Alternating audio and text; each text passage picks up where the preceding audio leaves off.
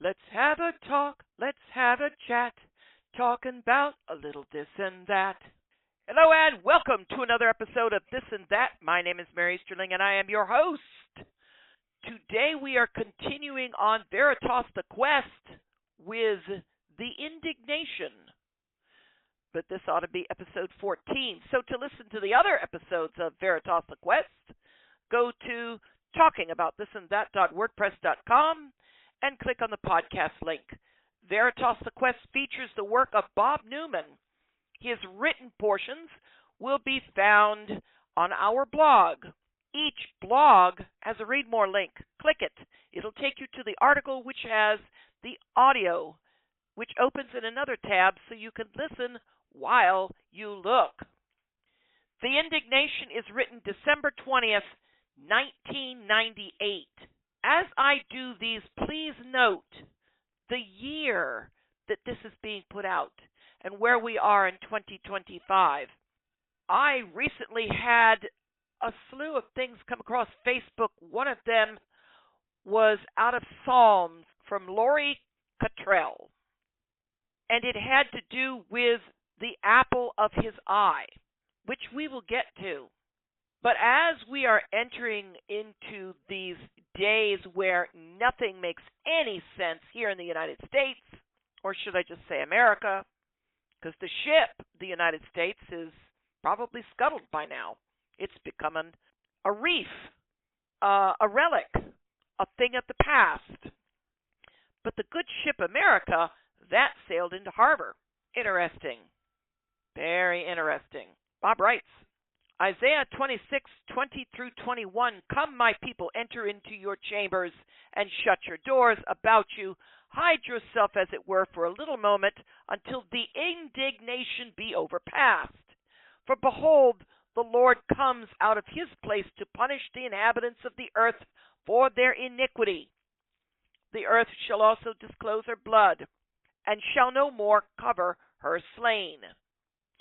This is the place I found myself at the end of Horseman Prophecy. Now, you might have to Google this, the Horseman Prophecy. This was back in 1998. He read it. It was online. I have an address here, http://ft111.com/p 0000022.htm. Don't know if it's still there. You can always just Google Horseman Prophecy 1998, and you might find it. But he, at the end of reading this is where he found himself. To say I have not fared too well the last week is an understatement. Seems like the key word is, quote-unquote, indignation. The question is, whose? My answer is Adonai Sabaoth's, because of his own words to me in the valley called Gehenna. Call it a no-brainer on my part. Early this morning, I once again stood at the gate of Goshen. For those of us in South Florida, this is, quote-unquote, the chamber. The gate of Goshen is the chamber. Did you catch that? I live in SoFlo, South Florida. So the gate of Goshen is my chamber, where I should be. In my spirit, I was in that place and kept building on it. Psalm 32:5 through 8. Selah. I acknowledged my sin unto you, and my iniquity I have not hid. I said, I must confess my transgressions unto the Lord, and you forgave the iniquity of my sin. Selah. For this shall every one that is godly pray unto you, in a time when you may be found. Surely in the floods of great waters they shall not come nigh unto him. You are my hiding place. You shall preserve me from trouble. You shall compass me about with songs of deliverance. Selah. I will instruct you and teach you in the way which you shall go. I will guide you with my eye. Got all three Selahs in there. And I went to service and intercessory prayer with Psalm 141, 1 through 10. A psalm of David. Lord, I cry unto you. Make haste unto me. Give ear to my voice when I cry unto you. Let my prayer be set forth before you as incense, and the lifting of my hands as the evening sacrifice. Full stop. In the law, morning and evening sacrifice was a whole burnt suckling lamb, yearling lamb. Jesus Christ in the tomb, resurrected. Right. And you ever wonder what replaced that? Morning and evening. The lifting up of your hands unto God is like the morning or evening sacrifice. Isn't that interesting? Sometimes as you're reading the scriptures, you best to be paying attention to what it's actually saying, because it also says prayer is set forth as incense. Incense was what the priest burnt at the golden altar in the holy place. The Psalms continue with verse 3. Set a watch, O Lord, over my mouth. Keep the door of my lips. Incline not my heart to any evil thing, to practice wicked works with men that work iniquity. And let me not eat up their dainties. Let the righteous smite me. It will be a kindness. Let him reprove me. It will be an excellent oil, which shall not break my head. For yet my prayer also shall be in their calamities. When their judges are overthrown in stony places, they shall hear my words, for they are sweet. Our bones are scattered at the grave's mouth, as one cuts and cleaves wood upon the earth. But my eyes are unto you, O God, the Lord. In you is my trust. Leave not my soul destitute. Keep me from the snares which they have laid for me, and the gins of the workers of iniquity. Let the wicked fall into their own net, whilst I withal escape. Bob continues, So, when I was in group prayer, I was taken aback by the word the Most High leveled me with. Verse 8. Now, this is when the ark was being brought back from a certain house to go up to Jerusalem, and they did it the wrong way. And a certain person reached out to seize the ark because it nearly fell off a cart. Point, the ark is supposed to be carried on two staves upon the shoulders of Levites. Certain group of Levites, not just any old Levite, has to be the right house. Wonder where those guys were. But all right, so verse 8 reads, And David was displeased because the Lord had made a breach upon Uzzah. Uzzah's the guy that tried to reach out and touch the ark. And yes, he got the shock of a lifetime and fell down dead. I mean, I don't know what God is composed of, but that box is cast in solid gold over an oily acacia wood. I call that a battery, a conductive element, man. Yes, the power of God is with that box. He reached for it and got the shock of a lifetime when the connection went into him and ground it into the ground, and he just fell down dead. That might be my story, and I might just be sticking with it, because I don't know how else the Lord hit Uzziah and killed him. But this was David's take on it. And so the rest of verse 8 says, And he called the name of the place Perez Uzzah to this day. Perez means breach.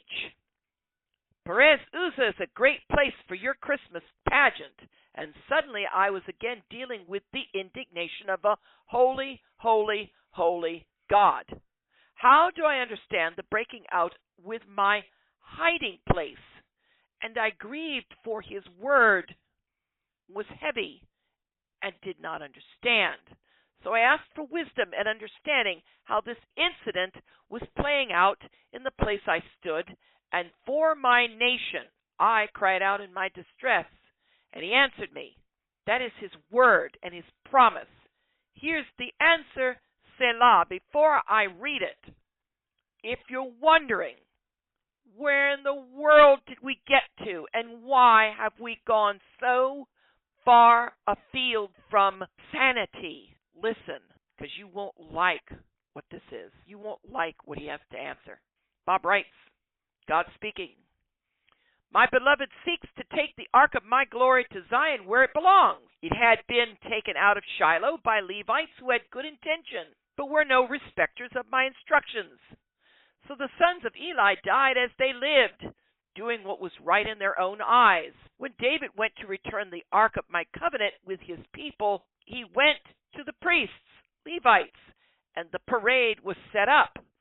The cart and oxen were the finest David could procure.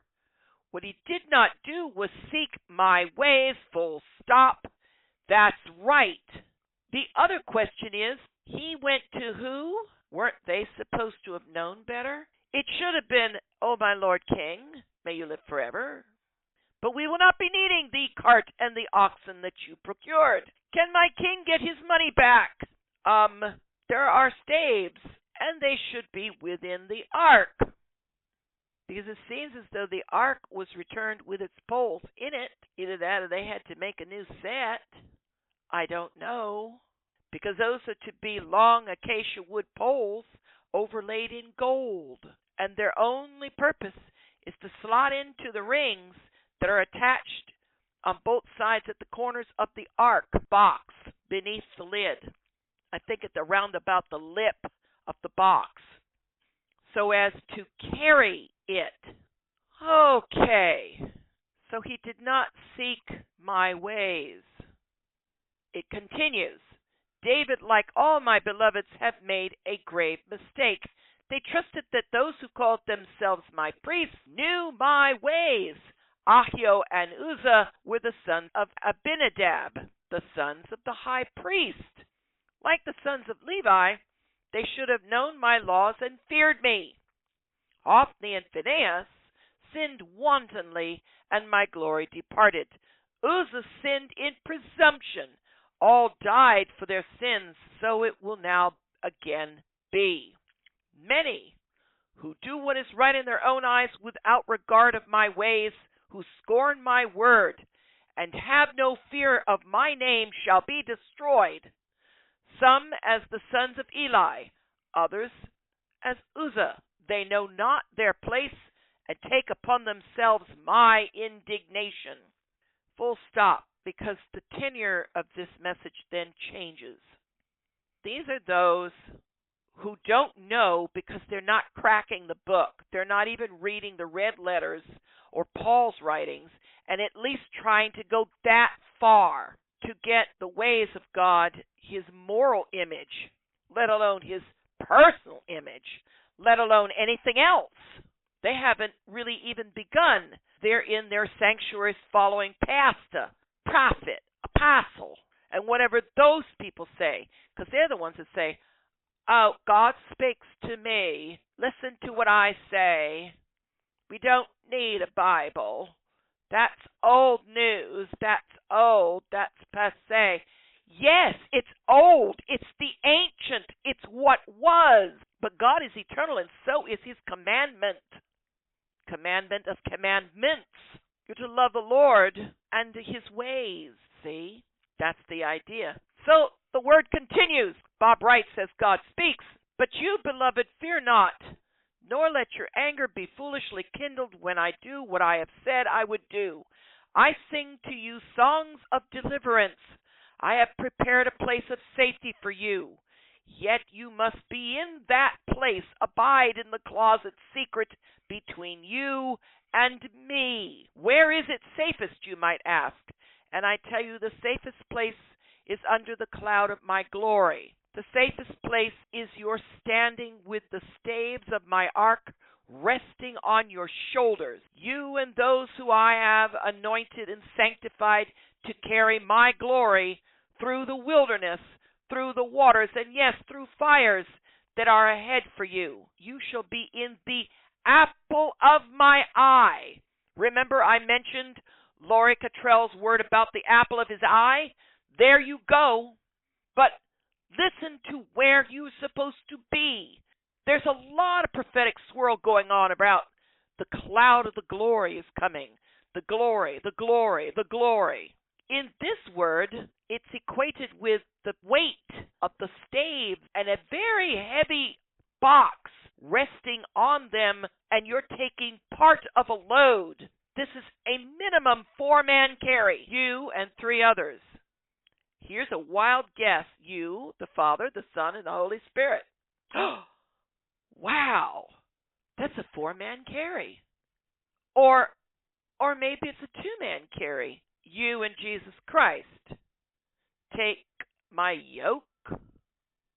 Have we ever considered that perhaps that yoke is a stave, a bar, a carry bar? You're holding one side, he's holding the other, and the box is between you. You do realize where the weight comes from? It's not the box. The box is made of wood overlaid in gold. That's not the heavy part. It's the lid. The lid is a seat, and it's made of solid gold. It has a rim, and adding to it, it has two figurines, cherubim, little mini statues, and I don't know how big they are, but they're made out of solid gold, and they're of one piece with the lid. That's where the weight comes from. The place where God met with Moses, the place where God sits, is almighty tush, because it's his throne, folks. Okay. So the word continues, you shall be in the apple of my eye as you lead my children out of bondage and into the land promised. Few prepared themselves for this position, to strain and carry as my children dance. But I have separated you to myself for service. Now is the time of your true service unto me. Seek the Lord while he may be found. Seems there is a time limit, asked David. Dog. When you consider the word glory, you also consider the word weighty. This is the ha-kavod, the holy, weighty. It bears down upon you. It weighs you down. You strain under the load until your muscles get used to it. The muscles of your trust, of your walk, will get used to it. You'll grow accustomed to that weight. And if it ever lifts, you'll be uncomfortable. You'll feel all wrong within. To come under that and call that the hiding place and the enclosure of the secret place has one more equation, and it's the Song of Solomon, and it is the cleft in the rock. The secret stair where the beloved exposes herself to her king. None dare look. None dare trace their way to that place of trysting. It's a place called the Holy of Holies, and that will be in our next broadcast. So we will be doing possibly 3 of these in one day. Oh, good Lord. So for episode 14 of Veritas the Quest, that's a wrap, and until then,